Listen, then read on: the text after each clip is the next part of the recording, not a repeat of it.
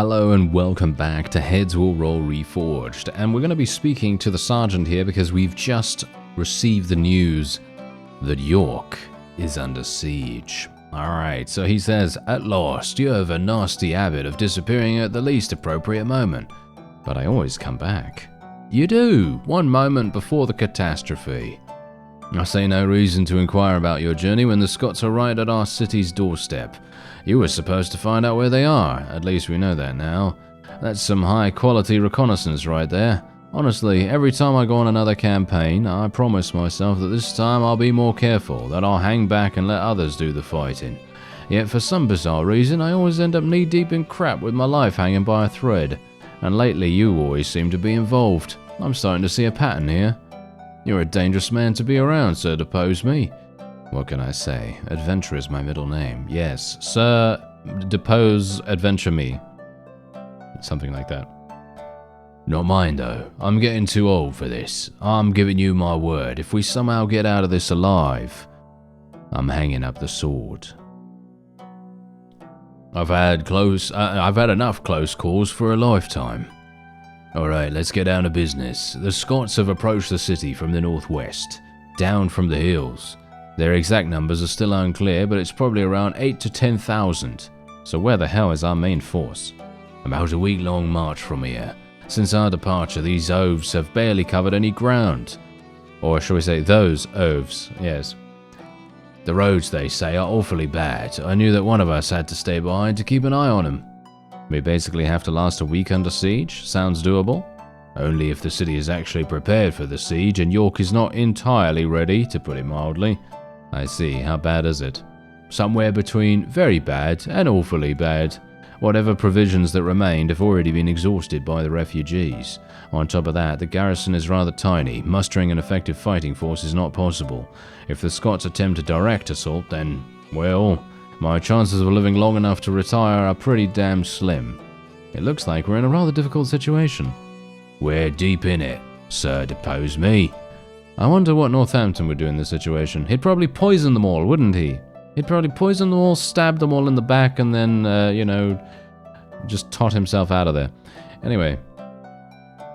"Old man Jerome could find a way out of any situation. Damn, he'd outwit the devil himself if he had to. Mark my words, when one day we'll all be burning in hell, it'll be Jerome who'll be watching the cauldrons for the fiends."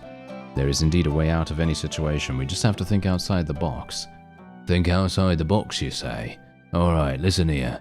There are two things we have to do. Find out what the Scots are planning and win some time. Both of them can be accomplished in one step. Negotiations? Exactly. You're a respectable person now, Baron and everything, so go for it. Go to the Scottish camp with a white flag. Talk to him, find out what they're after, discuss the terms of surrender and all that crap, and while you're talking, take a couple of good looks around. Act as if you've already decided to surrender, but keep stalling for time. Where there's one meeting, there's always another. You can even go on a hunt together, etc. Hopefully it'll help us waste a week of their time. While you're busy smooth-talking them into oblivion, I'll work on the garrison and start building up some kind of militia force. Don't expect any miracles, though. We've got no one to count on, so depose me, we're on our own now. Alright, so I can technically get a squad if I want to, but that is, in my opinion, just a waste of money. That's not really going to do much for me right now. In my opinion, I mean, maybe it is. Maybe it is actually good, but I'm not going to do it. I don't see the point. So, do I need to do anything here? Am I actually okay? How's my HP? My HP is fine, stamina fine. Alright, that's all good. So, let's go to the Scottish camp then, shall we? Brandishing a white flag, you head to the Scottish camp to request a meeting with the leader of their army. You're escorted to a large, luxuriously furnished tent, where you are left alone, guarded by a few soldiers. 15 minutes later, just as your patience begins to wear thin, a young man clad in ornate armor finally enters the tent. "You're younger than I thought.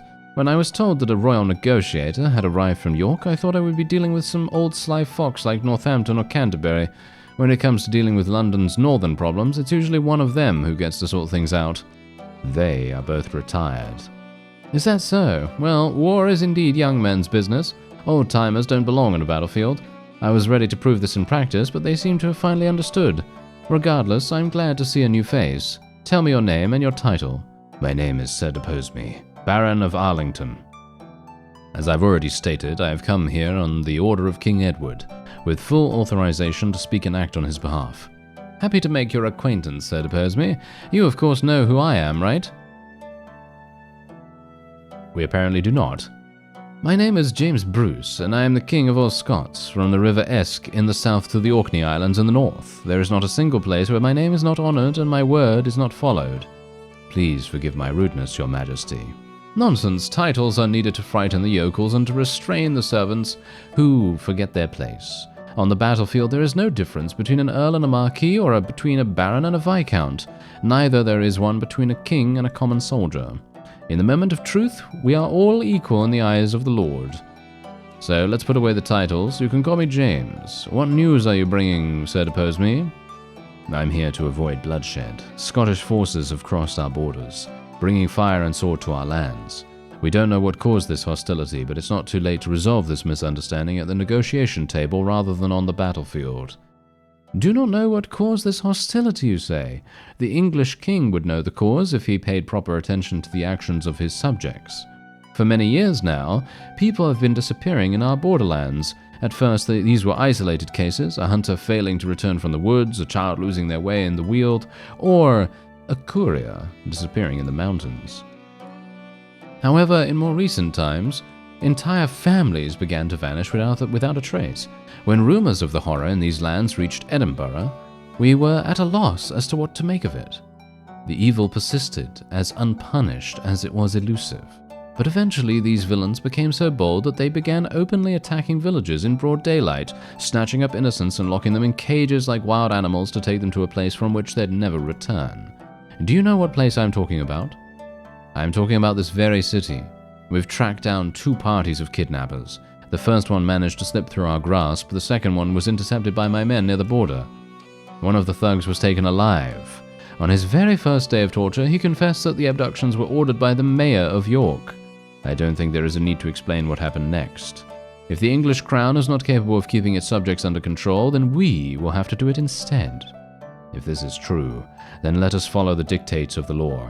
The mayor will be placed under arrest and taken to London, where he will confront the evidence against him. There are 10,000 men in this camp. Among them are lords whose lands were pillaged on the mayor's orders, fathers whose children were kidnapped, brothers whose sisters were taken away. How do you think they will like this idea of yours? Do you think they will believe you? A fair trial will indeed take place, but it's taking place tomorrow. The assault on York will cost hundreds of lives on both sides. You came here to demand answers for the deaths of innocents, but instead of upholding justice, you now threaten to spill more innocent blood. You're still young, Sir Deposme, though if the king sent you here, I suppose that you are a smart man. No, I think we're probably just the only man. It feels to me like we're the only lord available at any time. That's what it sounds like to me, at least. God as my witness, I don't want any blood, but you have to understand that it was your inaction that left me with no choice. My subjects demand decisiveness from me, and I am not going to let them down. Is there really no way to save the city? Give me the mayor and all of his accomplices, every single one of them, then perhaps we can work out a deal. I agree to these conditions, but you have to give me time, at least some. You've got time, Sir Deposme, until tomorrow morning. Yes, indeed. Save York. So that is what we have to do, and we have to go to the mayor's residence. Let's talk to Lena first. Sir Deposme, you're back. I was awfully worried. I had this feeling that something terrible was about to happen, and of course it did. Bad premonitions are always like this. How's my father? Did you find him? Did the Scots reach the village? I found him. He is safe. It wasn't the Scots who were the menace, though. When I arrived in Eldham, the place was crawling with the mayor's men. They were led by that pal of his, Arthur de Rosamond or whatever his name is. No, you definitely remembered. Come on now, Sir Deposme. He definitely remembered his entire name. Anyway, they've arrested about a dozen or so of the villagers, including your father. Those people, according to Arthur, were criminals to be tried and executed. Oh Lord, this can't be. My father would never commit any crime. Indeed. It all seemed very suspicious. I tried to reason with Arthur, but let's just say we didn't really see eye to eye. In any case, I've freed Conrad and the rest. They are out of danger for now, if, of course, they were smart enough to get away from the Scots. Thank you so much. And our relation with Lena has improved by 30. I am forever in your debt. What are we supposed to do now? Well, first of all, it is not safe for you to stay here. But where would I go? I don't have any other relatives around, or even money for that matter. Do you think I should go back to Eldom? No, definitely not there. The village is practically within arm's reach of the city, so it's only a matter of time before Scottish soldiers or foreigners show up there. Running into them is exactly the opposite of what you want to do. But where to, then? Okay, you need to flee the residence. That's what we're going to tell her. For starters, you should probably relocate to an inn or something like that. It would be a lot safer than staying here. I only know Aunt Freya's inn in the old part of town. We buy food from them sometimes. I could stay there, I guess. I heard it's not the most expensive place, but I probably won't scrape together even that much. Don't worry about the money. How much is it? 50 florins should be more than enough for a couple of nights. Okay, we're going to give her 500 florins instead of 50, okay? Because I actually like her a great deal. I think she may, in fact, be the best love interest in the entire game. That could just be my opinion, of course, and you may have a different one, and that's absolutely fine. I do think that every single one of the love interests is actually very interesting, and they each have their own edge to them. They have their own secrets, and they're actually very, very well written. For the most part. You know, some of them I haven't really experienced a great deal of their stories, so I don't really have a lot to really comment on that. Like, for example, Emma, I don't think we really know that much about Emma, unfortunately, because she's mostly, I mean, the funny thing about her is that she wants a huge amount of jewelry initially when you see her for the first time, and I didn't have the jewelry at the time when I was in that chapter. Anyway, let's give her 500. Here's the money. Don't waste any time. Grab your stuff and get out of the residence. I'll come find you as soon as I can. God, that's a fortune. I've never seen so much money in my life. I simply can't accept such a sum. Lena, don't waste your time on empty arguments and do what you're told. Your life depends on it. Thank you. I don't know why you're doing all of this for me, but I will never forget your kindness. And our relation with her has now increased to an insane degree, so much so that we now have 85 out of 100 with her. It's actually really funny. I'm not sure what happened with Alyssa, to be honest, because I assume because I failed the king thing, we went all the way down to 0 again, or what's actually going on with that? Because I wouldn't have minded having an ending with her, but I must have made a mistake somewhere. Maybe. I actually don't know. I guess with the exception of the, failing to do the entire king thing, that was probably the reason. Okay, so let's go to the inn. How's your new place? Comfortable enough? It's alright, thank you. I really do feel a lot calmer here, maybe even safer. It's just weird to sit around doing nothing. I'm used to working from dawn till dusk, but here I just sit and sit. Is there any news? The city is buzzing with rumors that some kind of negotiations with the Scots are taking place. Word has it that the city might be surrendered without a fight. The Scots have brought a huge army, and the troops sent by King Edward will need at least one more week to arrive. If the Scots attack, we have almost no chance of repelling them. Even if the city capitulates, a massacre might still be inevitable. They hunger for blood, primarily the mayor's, but they'll gladly spill anybody's.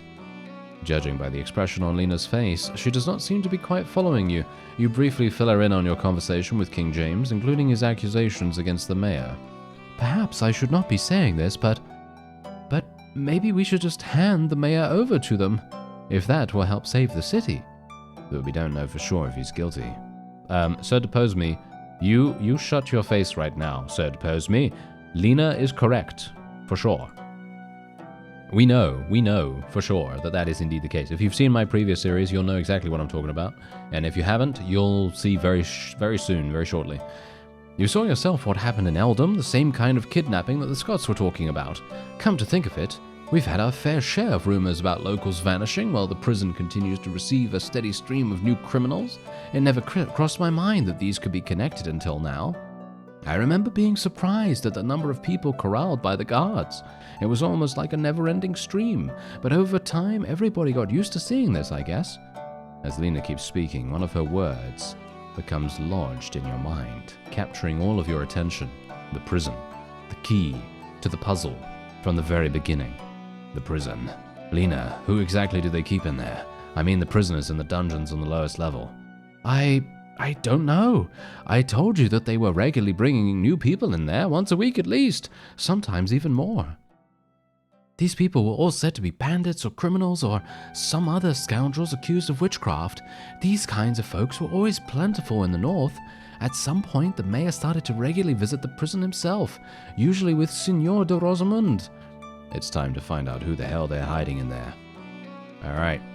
Promise me you'll be careful. Promise that you'll come back alive.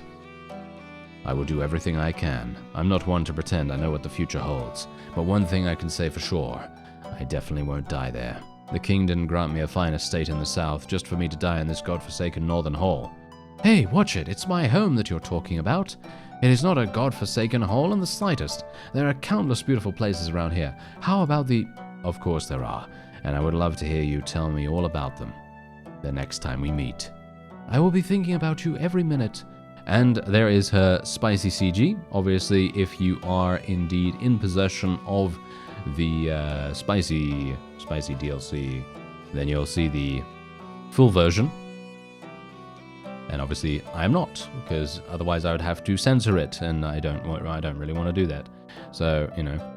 Here's something for you, a small parting gift. I may not be a countess or a duchess, but I've got my own perks. Yeah, I could see that on the CG, actually, but... Is that inappropriate? Yes, a little bit. Anyway, come back. I will be waiting. I mean, we almost have a... Oh, no, we do have a perfect relation with her now, so I guess that's okay. Maybe it's not inappropriate for me to say that. Anyway, let's go to the prison. As you approach the prison, you notice plumes of smoke rising above the building. Upon entering the courtyard, you see about half a dozen guards hauling out stacks of parchment and tossing them into a roaring bonfire. In response to your question, "What's going on?" the warden replies that shortly after the arrival of the Scots, they received an order from Signor de Rosamund to burn the archived records. Perplexed by such a decision, you wonder whether there was anything important within these documents. The warden shrugs his shoulders in response and points to a large pile of parchments nearby. He invites you to find out the answer to your question on your own. You take a few parchments from the stack at random and begin sifting through them. One of them is a report from about 2 years ago. It details the capture and subsequent detention of a dangerous band of outlaws involved in kidnapping and ritual murder near the city. Signed beneath the report is Milton Dale Jr., Captain of the Guard. Another parchment contains a detailed list of all those arrested, along with their names, origins, charges against them, and the dates of execution. According to the document, all those arrested were executed within a month of their capture, all but one. The last entry on the list had blank spots in the name and sentence fields. Returning to the stack of parchments on the ground, you retrieve another bundle to inspect.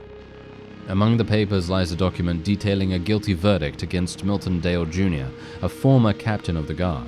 He was convicted of heresy, treason, and conspiracy to overthrow the city. His conviction resulted in a death sentence which was carried out a year and a half ago. You find the contents of the archives fascinating, but you're too pressed for time to explore them further. Tossing the parchments aside, you ask the warden about the identity of the prisoner held on the lowest floor. After a long pause, he reluctantly replies that no one except the mayor and de Rosamund know this. The latter, incidentally, gave clear instructions to not let you in there again. In response, you make it even clearer that you intend to go down, with or without the Signor's permission even. Seeing that there's no convincing you, the warden orders that you be allowed passage. Armed with a torch, you descend into the depths of the prison. The flights of stairs you traverse feel endless, and soon you lose count of their number. The journey downward takes considerably longer than you recall from your previous visit, but the stairs do come to an end eventually, bringing you to the same place as last time. In measured steps, you follow a long and narrow corridor flanked by rows of vacant cells, until you come face to face with a massive iron-studded door secured with a thick bolt. You quickly unlock the door and make your way inside. Beneath the flickering flames of your torch lies a corpse. A skeletal figure clad in rags has breathed its last on the cell floor. Mayor Dale. Judging by the severe emaciation of his body, you infer that the mayor has been here for at least a few months, perhaps even longer, much longer. Once again, answers slip through your grasp, leaving only intrigues in their wake. There now exists only one place within the city where you might gain some clarity on the issue. The office of the mayor, of course, or whoever is impersonating him. And very clearly, the mayor is not who he says he is. The fact that the gates of his residence are closed shut only reinforces your conviction that you're on the right track, perhaps for the first time since your arrival in York. That's the good news. The bad news is that you have to enter the residence by force. And here we go. Let's do this. I'm very excited. I love the fighting in this game. Very, very fun. Let's do it. Okay, I'm just going to immediately kill the first guy here. Yep, instant kill right there. Very nice, very nice. Let's kill this one too. Nice stun, nice stun. That's what we want. We just want stuns across the board here. Gonna try to maintain my stamina a little bit here as well. I don't really want to get any damage, or if I have my armor take damage either. It's funny, I'm still wearing exactly the same trinkets that I started the entire game with. I might have wanted to replace at least the, I think the Mercenaries Medallion might have been good to replace, but I don't know whether it's particularly necessary. Anyway, I think that's going to be the... Oh no, that's not the last one, really? Really? Wow, okay, I'm actually surprised. Anyway, that guy is stunned. Let's take him out. There we go, he's dead. And now we can just restore ourselves a little bit here. And then we're just going to use our respite. Just use our respite a whole bunch. And that's all I'm going to do. I'm just going to literally get back up to full HP. There we go. Nice, wonderful. And we can now start attacking him. I actually really like the fact that my polearm is actually kind of good at killing shields, even without a split shield ability, mostly because I have a, you know, a weapon talent that actually increases damage done to shields by 10 or something like that, which is not really that much, but it definitely adds up over time. And it makes a pretty big difference in my opinion. Ooh, loads of water skins. This is nice. Oh, okay. Some strong ale. Very good. Wow, there's some really, really nice things right here. Not bad. I'll take the canteen too, just in case. And we might as well put some strong ale on there. Put a water skin on there. That sounds pretty cool. Yeah, why not? Sounds fun. Killing everyone in your path and leaving a trail of corpses behind you, you finally arrive at the mayor's office. You kick down the door without hesitation. As usual, you find the mayor seated at his desk. A single candle casts dim light in the room, casting ugly shadows on his face. To the left of the mayor, nearly shrouded in darkness, stands Arthur. Once again showing up at places uninvited. Didn't I warn you about what will happen when we meet again, so oppose me? Ignoring Arthur, you address the mayor directly. I saw the prisoner that you're hiding. I know about the kidnappings and what caused the Scots to show up. Explain yourself. Otherwise, I'll deliver you to the Scots, dead or alive. You're too late for that. Whoa. I remember the first time it still gives me chills when I see that that sequence, you know? The conversion of this guy's face into something as grotesque as this. Absolute insanity right there. Very well done. Death is only the beginning. We are at the gates of hell, so oppose me, and they are about to be opened. Who are you? What have you done to the mayor? What is going on? You wouldn't understand. Not all things can be explained rationally, especially under this shallow concept that you call morality. Blood for its own sake, death for its own sake, gold for its own sake, erasing city after city until this deformed abomination that you call civilization descends into the primordial darkness from whence it came. You're insane. You think so? I can see it clear as day. There is something I can see too, said Oppose Me. I can see that you're wearing the exact same mask, not of iron, but of decency, rules, and norms of morality behind which you hide. All in an attempt to conceal a primitive thirst for blood, a desire to kill. Death follows in your wake. Oh, we do enjoy this kind of company. I've heard enough. In the name of the king, I sentence both of you to death. Death is only the beginning. Allow us to demonstrate. I'm actually really intrigued as to how the mayor is dead, but how they have like a body double or something like that. I don't know how they did that, but yeah, anyway, this is going to be very interesting. Mostly interesting because this guy has a very specific specialization. He's very special in some regard. Is this guy using... What is he doing right now? Oh yeah, I remember this. Yeah, so basically this guy takes on your exact stats and your exact gear and everything, and yeah, that's very bad for me. Actually, I stunned him, thankfully. Okay, I'm hoping for a critical. I want a critical. I want a critical. Can I please get it? Oh no, I'm getting stunned. Oh dear, I'm gonna stun myself now. Okay, yep, he's stunned, he's stunned. Okay, I need... I really really wish he would just... Well, actually do a critical hit. That would be super nice. There you go. So he's turned back into his normal self now, which is obviously fine. Now, I think I might actually use strong ale here. Water skin. Antidote. Wow, do I need to use 2 antidotes? No. Okay, should be fine. Okay, let's kill Arthur now. Critical strike, instant kill. Nice, very, very good. And now we can probably... Vampirism. Did you see that? He's not going to turn into me again, is he? I hope not. But yeah, as you can see, this is the reason why I think that this route is really, really fun. Oh, he's insanely difficult to hit right now. Okay, yeah. We're probably just going to have to bide our time a little. Not sure what he's actually going to do here. Okay, there we go. Now we can hit him again. Nice stun, nice stun. Can we get the kill? Yeah, I think we can. Yep, he's just getting perma-stunned. That's exactly what happened to Ruffin, hilariously enough. I mean, the first time that I fought Ruffin, that is. With this weapon. This weapon is so good for the perma-stuns. Very, very fun to use. And there we go. We got a ritual dagger right here. We got liquid death as well. Water skin, potent medicine. All of this stuff's very, very, very useful, actually. Having dealt with both, you try to remove the mask from the person, or rather the creature, posing as the mayor. The contraption refuses to give way, as if firmly glued to the face. In frustration, you use your dagger to carve the mask off the corpse, leaving what's left of its face completely unrecognizable. The mask, drenched in warm blood, turns out to be pleasantly weighty. Repulsive at first glance, the mask now lying in your hands seems harmlessly ordinary. Elegant, even. Gazing into the viscous black void of its empty eye sockets, you do not notice the sun rising on the horizon. Only when the first rays of light break through the office window caressing your face do you take your eyes off the mask.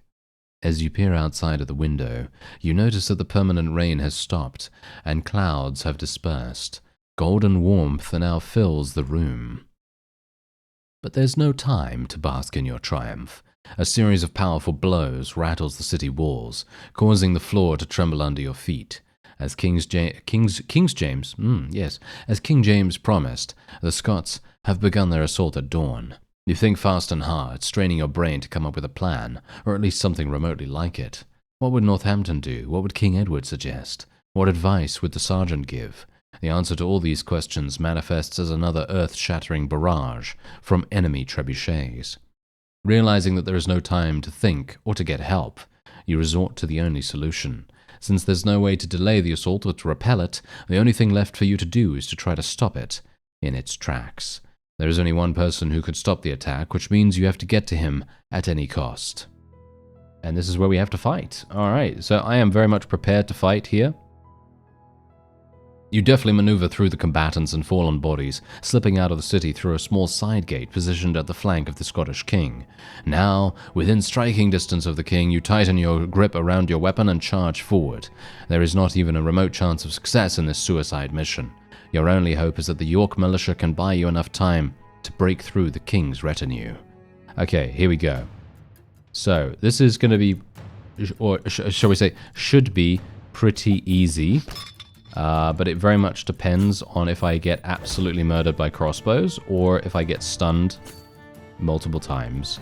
But we are the person that has, stun as our main thing that we do, so let's try and make sure that that remains the way it is. So I'm just going to use some strong ale here just to kind of buffer ourselves a little bit here. You never know. There we go. Yes, very nice, very nice. Yeah, this guy is actually using some kind of restorative. That's hilarious. Really wish I had the redstone ring, hilariously enough. I feel like the redstone ring is underrated. I don't know. Maybe that's just me. Maybe it's just because I'm kind of worried about getting killed. You know? Okay, yeah, I think we should be fine. Thankfully, there isn't seeming to be a turn limit, so I should be fine. Very good. And I don't really see the point in actually taking any of these things, because I'm pretty sure that's going to be the end of the chapter here.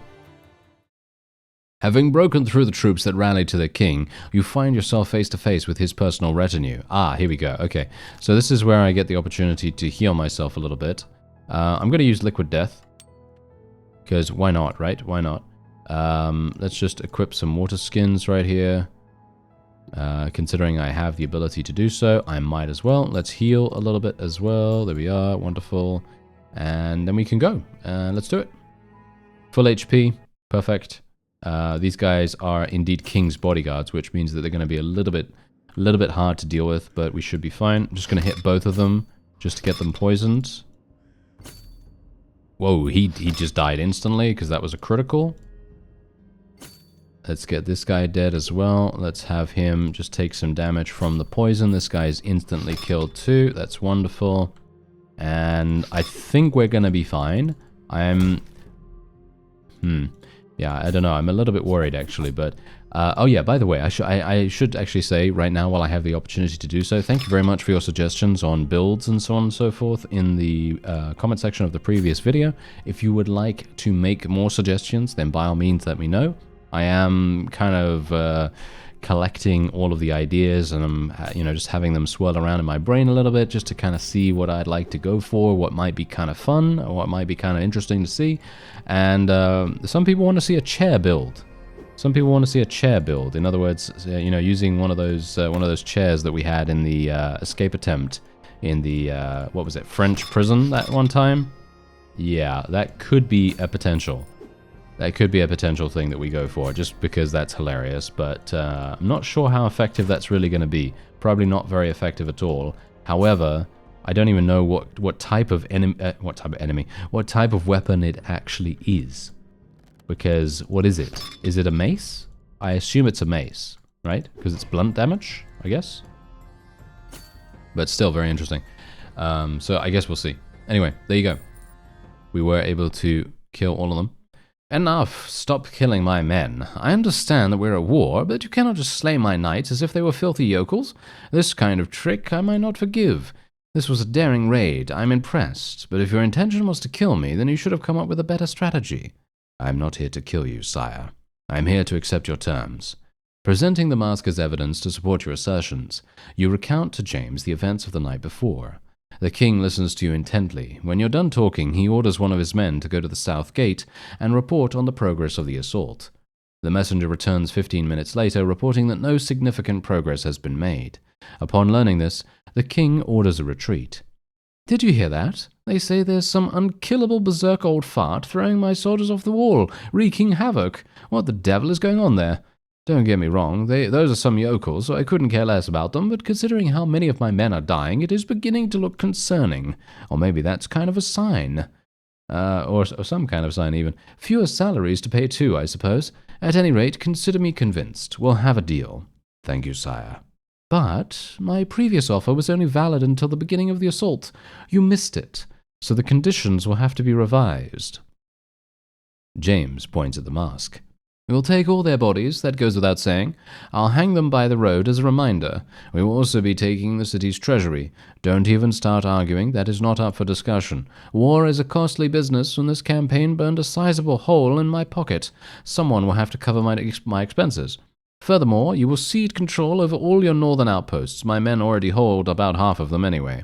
I don't think they will like these terms in London, sire. But I'm not in a position to argue, am I? Be philosophical about it, Sir Deposeby. There is no black and white in politics. There is only the lesser evil and the common good. Or in our everyday lives, there is only the lesser evil and the greater evil. And the lesser evil and the evil. And no common good whatsoever. But there you go. That's me being jaded, of course. Okay, and ambition, of course, but that is a whole other story. You've been sent here to save the city, and save the city you did. You even managed not to lose your own life in the process. This is quite an achievement. And about the city treasury, tell them the mayor embezzled it.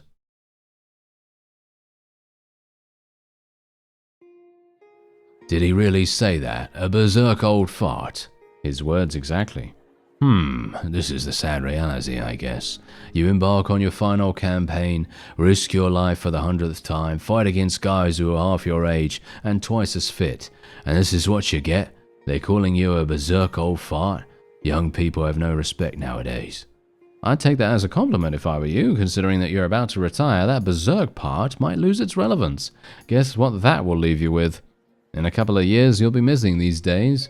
Buy me another pint, and I'll pretend that I never heard that nonsense. Drink as much as you want. When it comes to my friends, I'm a generous man. Generous indeed. Gave away the entire city treasury to the Scots. Toasts to your health are probably being raised all over Scotland right now.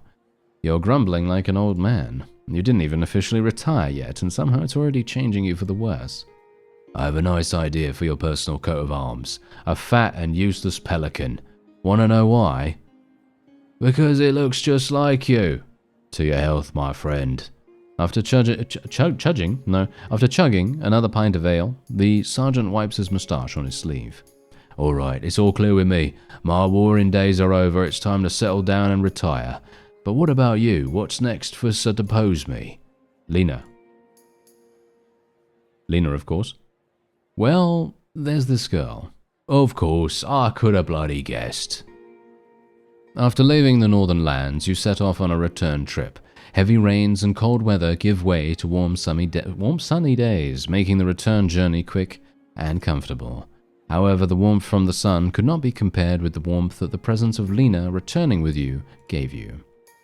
Having presented yourself in London before the king, you tell him about what happened in York. Despite the generally unfavorable outcome of events, Edward recognizes your merits and does not blame you for the loss of the city treasury or the loss of border territories. An unsuccessful campaign to the north, which did not bring glory to any of its participants, finally convinces Edward of the need to concentrate on solving numerous internal problems in the kingdom, which leads to several decades of peace. Finding yourself out of work, a person like you has no choice but to start arranging his personal life. Your and Lena's wedding becomes an intimate event with very few guests present. However, if one of the guests at your wedding is the king himself, is it necessary to invite anyone else? When, pronouncing vows of love and fidelity, you look into Lena's eyes, you realize that you've never seen her so happy and so beautiful. Completely unspoiled by money and accustomed to working hard for every piece of bread, only after many months does Lena come to terms with the fact that she is now the mistress of her own estate and the wife of a famous knight. But having settled into this new life, she quickly turns into a real lady whose manners, grace, and refined taste could be the envy of any born countess or duchess. Together with her, you live a long and happy life, a worthy gift for the difficult path you have passed.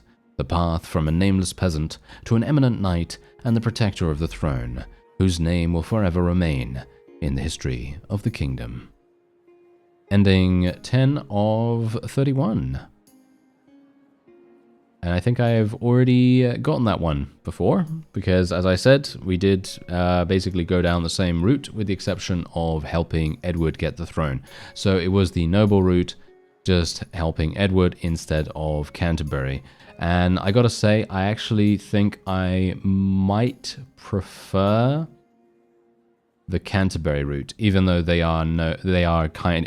kind of clearly the more shall we say shady ones, I guess. But yeah, no, I had a great time. Absolutely wonderful time here. And we're gonna get even more character generation points, of course, as you might expect. Huge amounts, in fact. I'm just so thankful I can hold down control while this happens, because otherwise Otherwise, this would take an absolute age. I am actually a little bit worried that I'm going to get so many points that it might bug out sometime. That would be really bad, wouldn't it? Anyway, we can now create a new game, and we should call ourselves something like chair mode. I have no idea whether we're going to create a chair character. I don't even know whether I can even select the chair as a weapon. Can I? Is it even available? Because if it's not available, then chair... Oh, no, it is actually available. Okay, that is hilarious. What do you think? Shall we use a chair as our main weapon next? This is going to be absolutely terrible, just so you know. This is going to be extremely, extremely bad, but I am willing to give it a go. Not sure if it's going to be particularly good, but I am willing to try it. We're going to try a high agility build, I think. A high agility build, and I'm going to go for something, maybe something with like this. The Raider's hood is pretty good. Yeah, probably something like that. Yeah, anyway. I'm going to just explore a little bit, see what I can do with that. Not sure if it's going to work. There are some other builds that I would love to be able to try too, so I'm not sure if a chair build is really going to work too well, because we're going to have to fish for criticals, basically. That's the entire thing with that.